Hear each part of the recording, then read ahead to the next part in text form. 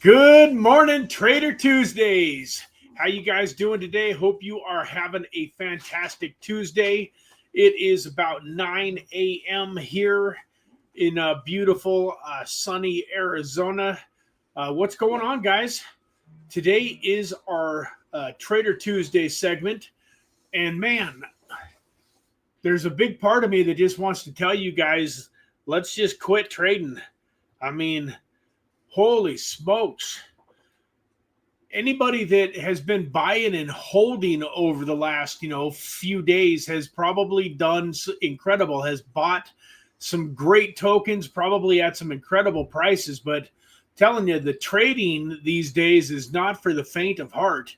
Really been, frustrating trying to figure out whether this stuff is going to retrace and continue to go back down towards 100,000, or if Bitcoin is going to head back up to new all-time highs. I mean, just last night, Bitcoin was sitting at about 115,000. You can see here, 24-hour range was 115,934. And then we wake up this morning and we're back to 112. I was talking to one of my good friends and I was telling him a little bit about some of my trades. I had this Polkadot trade in here that was ahead, about $550. And now it's retraced back to, plus $326. Now, don't get me wrong. It's up 83%, which is pretty solid. But, Polkadot's still only sitting at $3.21. I got into this trade at $2.96 Polkadot, which was my best lowest entry yet in the last year that we've been doing this. This is the lowest price that I've ever gotten in on Polkadot at. And I think it's going to be amazing. But man, I want to just watch Bitcoin head up to 126. And then I very much believe that we're headed for 175, even, 200, 225 over the next, little bit of time. When I say little bit of time, I'm talking, October, November, December, maybe January, February, March. But the not knowing, is it going to be, is the rest of October going to be an Uptober like normal? Are we in for some more misery? It just it gets a little frustrating trying to figure it all out. And I remember, back, I didn't really start trading until about a year or so ago. I mean, I goofed around a little bit, but this last year, it's been about a year since we started. Actually, I guess time flies by. I think it's actually been a year and a month or a year and 2 months since we kind of started this Trader Tuesday segment where I've been trading somewhat consistently. And I think there's a part of me that kind of wishes that I would have just stuck with buying crypto. I try to practice what I preach, but I haven't done a great job of keeping records. I could probably go back through BYDFi and WEEX here and figure out how much money I've won or lost over the last year.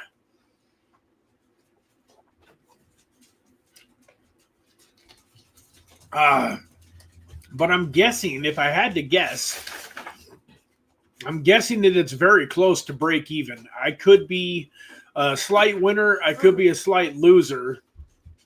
But overall, over the last year, I would say that it definitely hasn't been anywhere near as profitable of an endeavor as I thought it was going to be. And one of the reasons that if I'm in profit, part of the reason is that big H-bar trade that I made like $6,000 on is probably a big part of the reason that I'm in a little bit of profit. Or if I'm only stuck a little bit, that's probably the reason why. So we're talking about, one or two trades over the course of a year that made huge impact on whether or not this was profitable or not. Now, on the flip side, it's been a really good educational experience, and hopefully for you guys too.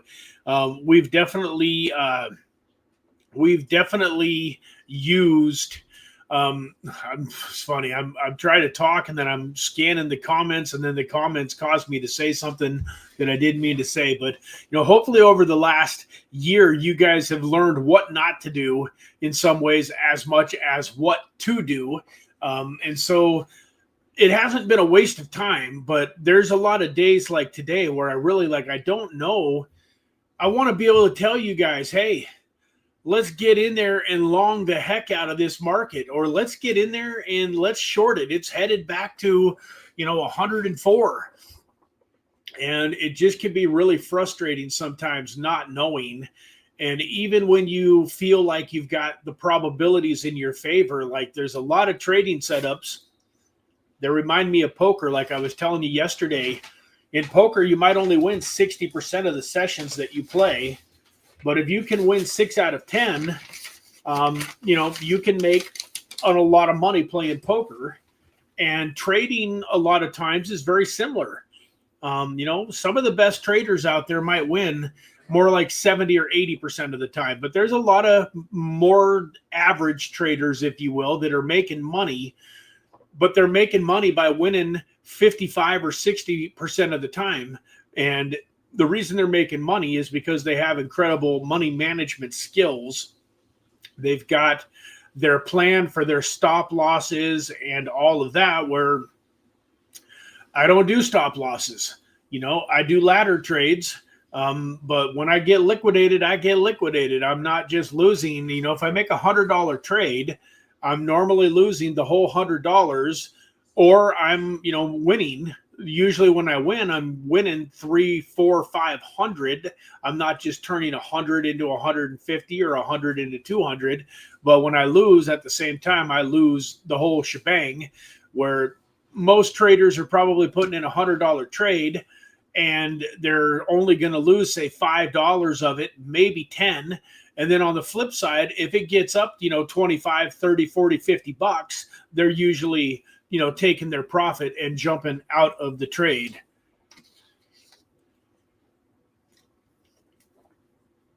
TYM 5583 says, what are your favorite perp dexes, or do you just use like Blowfin? So I don't have a favorite. The two that I've used the most are BYDFi and WEEX. Both of them had sponsored the channel in the past. And so I got, fairly comfortable using them, and I've had funds on them and have been using them for a little while. I'm glad that you brought up Blowfin. I do have a Blowfin account, and I'm kind of hoping, let's see if it's logged in.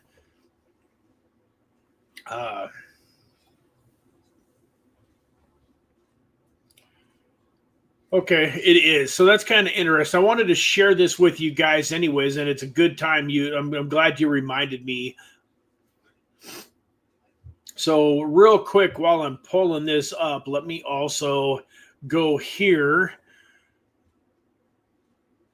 And something that I've been doing for a couple of months now, and I haven't talked a whole lot about it on the channel, but some of you watched my live stream with Costas, the founder, the CEO of Minotaur Trading Bots. And for those of you that are on Crypto Life or Sam Price's show quite a bit, you know that he loves the trading bot. Now, in Sam Price's case, it doesn't make him as much money as Sam makes himself, but this trading bot is fantastic, and it really does an unbelievable job during the big downturns. And so I kind of wanted to show this real quick. Is this thing? Yeah, it should be logged in. Where are we at here? I don't want to show notifications. And so if we go over here to trading bots, so this is right now, this is the only thing that I use Blowfin for. Let me get back over here to my comments. So TYM 5583, so far the only thing I've been using Blowfin for is to run this Minotaur trading bot. And so this right now, this doesn't look like, a good thing, but in general, I've got $1,000 that this trading bot is trading right now. 795 of it is available, and its total profit is minus $19.87. But that doesn't tell the whole story, guys. I want to see if I click over here on detail. Hopefully this will pull up the way that I want it to. Yeah, so you can see here on the 10th, look here, it did some buy-in on the 3rd. Well, it sold here on the 3rd and bought, then it sold and it bought. But right here, you can see on the 7th, it bought 3 times on the 7th, and then it bought twice on the 8th. And you can see the biggest buy that it's ever done by a pretty good margin was here. It bought 0.003 Bitcoin compared to 0.001 and then even 0.008. And so it got in a really nice buy, and it's just waiting for, the market to rebound.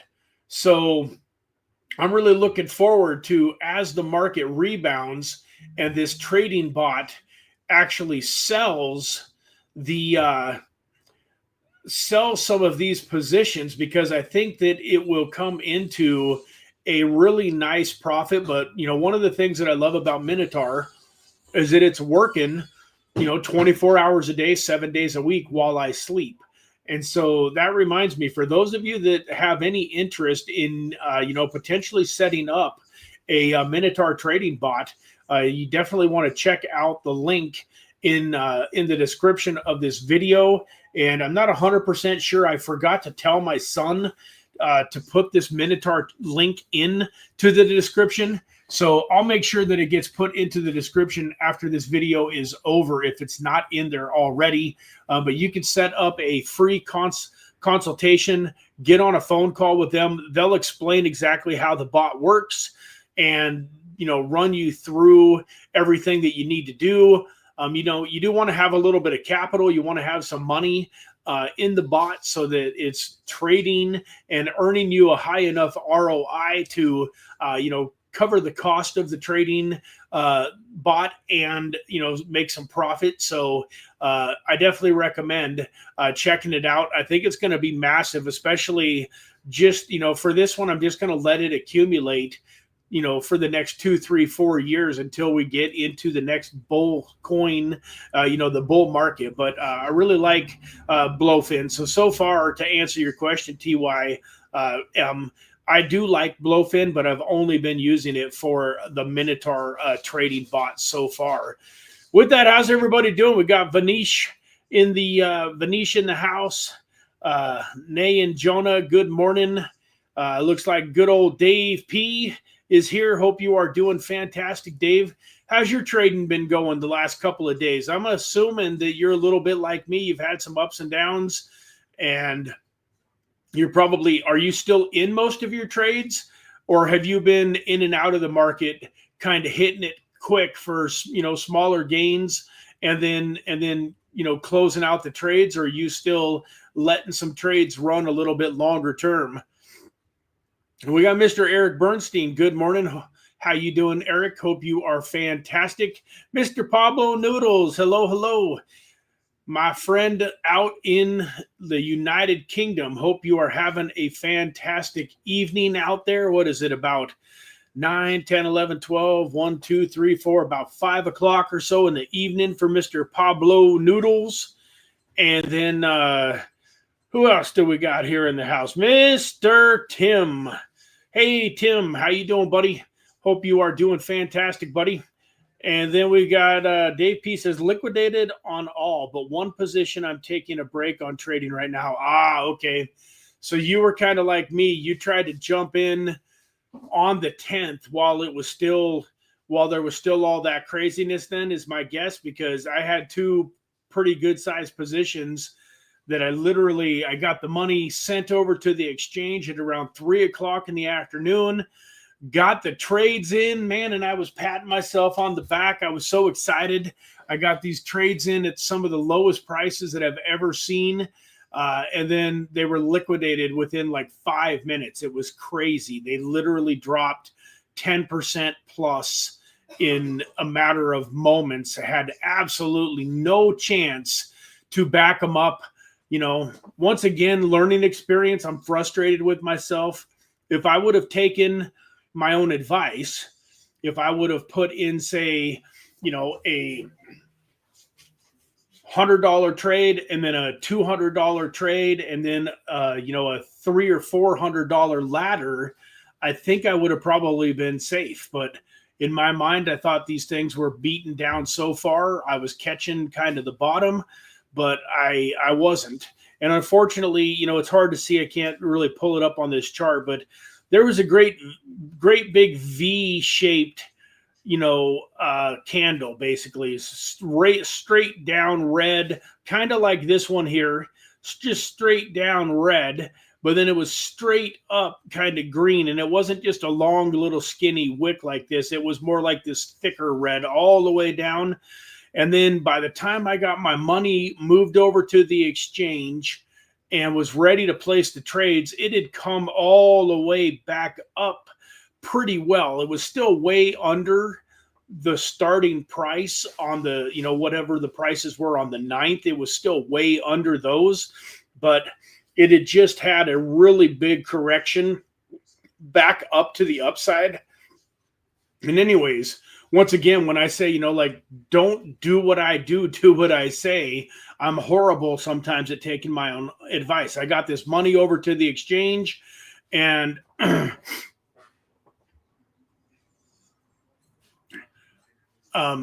you know, I sent my money over to the exchange and I just put every single penny that I had into one trade on Polkadot. And then while I went over, got some more money, got it over to the exchange. At that point in time, the Polkadot trade had went up a bunch pretty quickly. It was like $600 in profit at its peak in a matter of just a couple of minutes while I was moving more money over. And then literally right about the time I got the second trade in, I put a second trade in on Polygon. They literally both just started crashing, and I had no money on the exchange, didn't have any ability to do a ladder. And I am frustrated because they barely got stopped out. They got stopped out by a few pennies, not even a few cents. I mean, Polygon was got liquidated at 17 cents. So it got liquidated by a few tenths of a cent. And then I think my liquidation price on Polkadot was like $2.55, and it went down to $2.49. So literally, if I'd have had one ladder in at $2.55, that would have got me all the way down to, you know, $2.20 something, and I would have had a nice trade in at $2.55, and I'd be in some really serious money right now. So what can I say? You know, my emotions ran high. I was totally taken surprised by this huge red line that was going down. And I mean, I was literally on my computer screen watching it happen when it really, really, really crashed.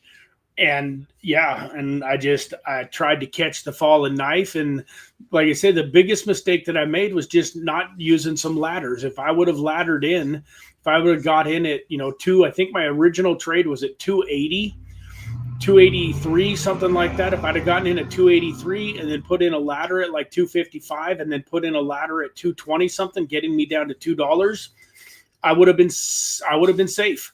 Same thing with Polygon. Polygon went from, I think I got into Polygon at around 18 cents, and it got liquidated at 16.8 or something like that. If I would have had Polygon laddered at 16.8 and then again at around 15, I would have had a liquidation down at around 13 and a half. I would have been totally safe. And right now I'd be showing you these trades that were doing, you know, absolutely amazing. I mean, these trades that I am in right now, it's not like they're horrible.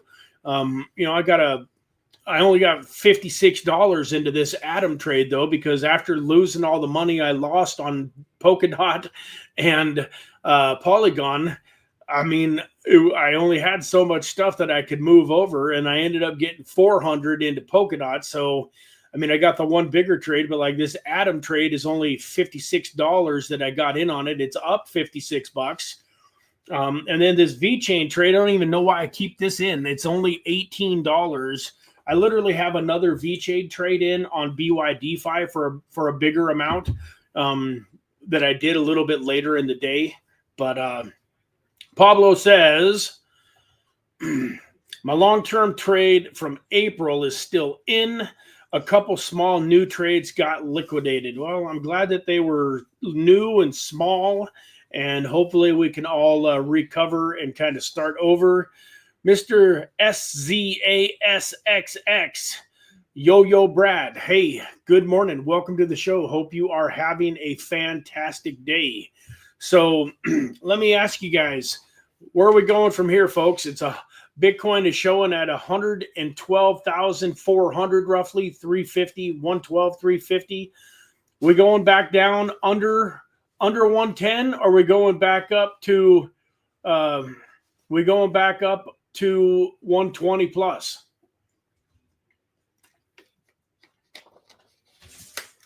Tim says, be careful, Mr. Brad. Some say we might not be out of the woods yet. I have a tendency to have that kind of gut feeling too myself, Tim.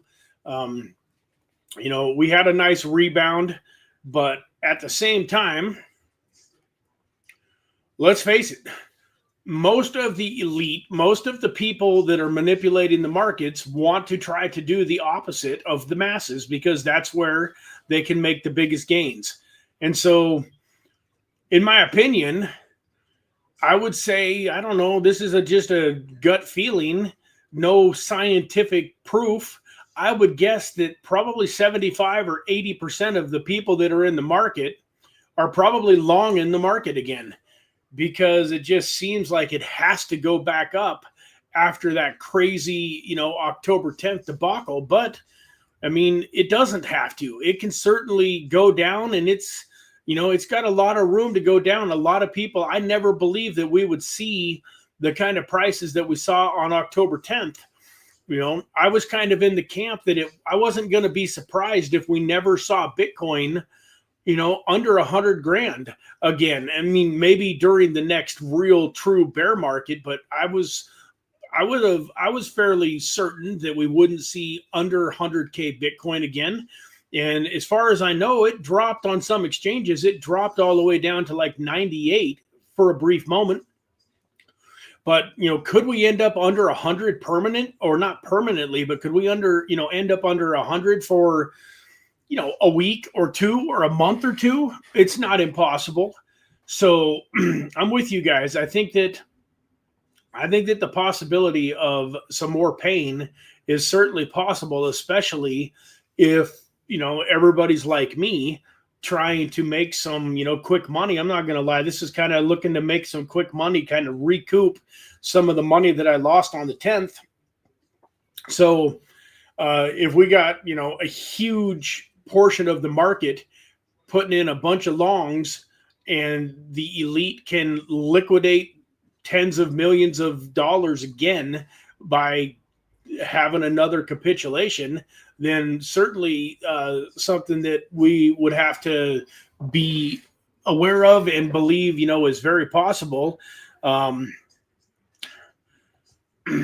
We are still going down, I think. Like I said, I could agree with that. BlackRock bought, though. Yeah, I've heard that. I've heard a lot of people that think that BlackRock was behind the capitulation so that they could go in and scoop it up.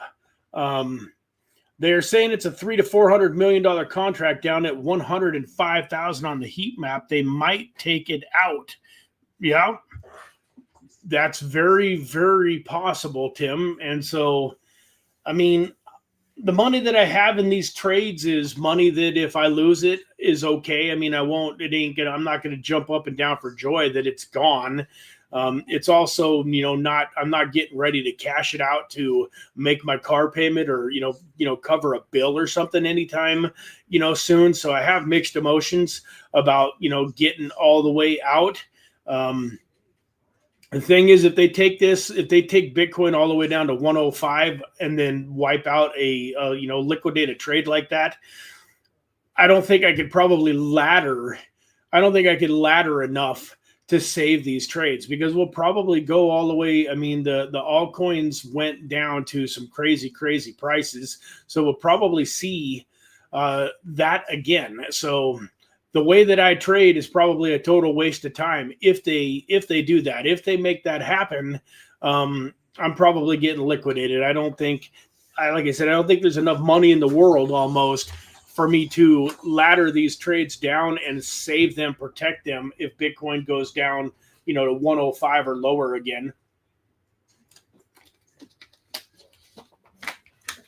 So it sounds like everybody, including Dave, is just kind of hanging out, keeping an eye on things, and not really making any moves. Let's take a look and see what old Crypto Life or Sam Price is doing here these days. Go down to some of his last. So these are his altcoins. He's put out an alert on Zora. I'm still trying to figure out what he's reading here, like on this heat map. For some reason, he's got 113,000 here, kind of highlighted. I'm not sure if this is showing the liquidity in the market or exactly what he's showing with this picture. And whatever he's showing is at around 113. So I'm not sure if that was saying if we get below 113, watch out, or if he's saying that, we should head back to 113. Let's see what he actually says in his. There we go. This is more of his Bitcoin updates. So obviously this is the 12th. We're on the 14th now. So I'm going to just scroll all the way down to the last updates, because whatever happened on the 12th. So this was at 9:30 a.m. It says Bitcoin USDT 5-minute flag. To me, the trade is worth the risk. So he's looking at getting in here at around 112.7.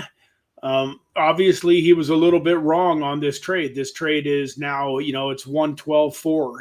But it looks like, let me see here at all. Let's see what we got here. I scalped again, made some bank today. I opened the trade, went to take my tie off, came back and sold. Made $1,300 while taking my tie off, not being greedy. So once again, he is looking for short-term setups, which is probably amazing. I don't have the time or the desire personally to sit on the computer.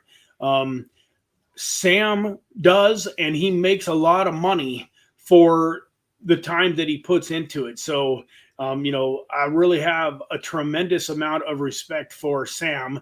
In fact, if somebody were to tell us that we could only listen to one YouTube influencer about crypto, I would probably go with Sam Price, because not only does he show you which direction the market's going to head in a lot of the time, but with this lifer altcoin charts, he really gives a lot of great picks on some great altcoins and talks about some really good altcoins that we should be keeping an eye on. So you kind of get the best of both worlds in a way with Sam, where he really gives you some good trading ideas.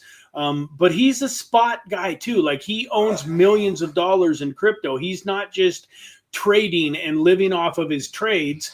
He owns, millions of dollars in crypto at this point, and he's owned and held, a lot of his cryptos for multiple years. So he has really a well-rounded background. And, one of the other reasons that he would be my guy is that he works 7 days a week. Sometimes 2 or 3 times a day. I mean, here I am. I'm the 3-day-a-week guy, and I'm not going to lie. Like, I like my days off. I like having the ability to go live my life and do the things that I want to do. Sometimes old Sam makes me feel guilty about myself, because here he is 7 days a week going at it, and that's just not my style. If I had to do if I had to do it 7 days a week and twice on the weekends, I probably would find something else to do. Anyways, enough about that. But if you haven't watched Sam Price Crypto Lifers YouTube show, definitely do. It usually starts at about 6 or 7 a.m. Pacific Standard Time. I think it's about. I think he starts at 9 Eastern or 10 Eastern, and he usually goes for a couple of hours. It might be 10 Eastern, 7 Pacific, and it usually goes until about 9 a.m. my time. So it's over right about the time my show starts, his ends. See you later, son. Love you. Have a good night. Today's another late one, right? Okay, buddy. Let me see here. Yes, Fed cuts. Next meeting on 10/29.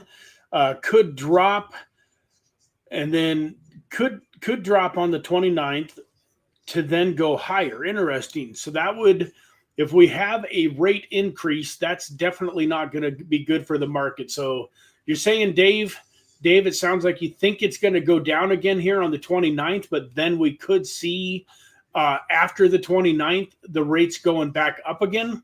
Man, I was really hoping for nothing but rate cuts for the next, several months. So increase in rates would definitely not be good for crypto, at least in the short term, in my opinion. So, well, guys, I don't want to cut it too short, but at the same time, I don't feel like I have any real good value to add to what we've talked about here.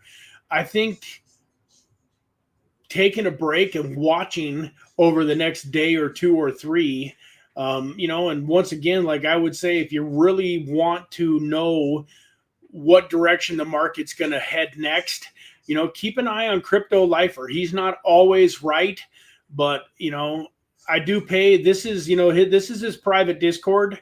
It costs me $100 a month, or he calls it the 99, but $99 a month. I've been paying that $99 for months and months and months and months. In my opinion, it's well worth way more than that. It's probably a $500 or $1,000 value for $99. So definitely take advantage of that if you can afford it, and you've got enough. If you've got enough funds to afford $99 a month, and you're trading, I think you'll make your money back. It only takes one good trade to make, $99. Let me see here. Dave says, no, rate cut potentially on the 29th. Market will go down leading into the meeting, and then Bitcoin potentially go up higher after the rate cut. Okay, I understand. That makes sense. So we kind of feel like we're in a little bit of a holding pattern then for the next couple of weeks. What's interesting about that, Dave, is normally isn't it slightly backwards? Like I've seen like the buy the rumor, sell the news so many times. And usually when we believe that a rate cut is coming, I've found that a lot of times the market will kind of go up leading into that event until about a day before the event. Then like about a day before the actual news is when the market seems to like kind of crash and do its thing. And then even after the news, sometimes we can kind of get a little bit of a downturn before it decides to go up. But you think that we're gonna go down between now and then, even though a rate cut is expected, huh? Rate cut on the 29th, market could potentially go lower in the days leading into the meeting after markets go higher. Okay, fair enough. That makes sense. That's kind of what I'm thinking too. So might not be a bad idea to hold patient and give it a few days. And then, if it looks like we're headed into an uptrend a few days before the rate cuts, then, maybe get some longs in, make some money. And maybe this is a good opportunity to look at things in more of a short-term perspective instead of putting in trades that we're looking to leave in for months and months and months at a time.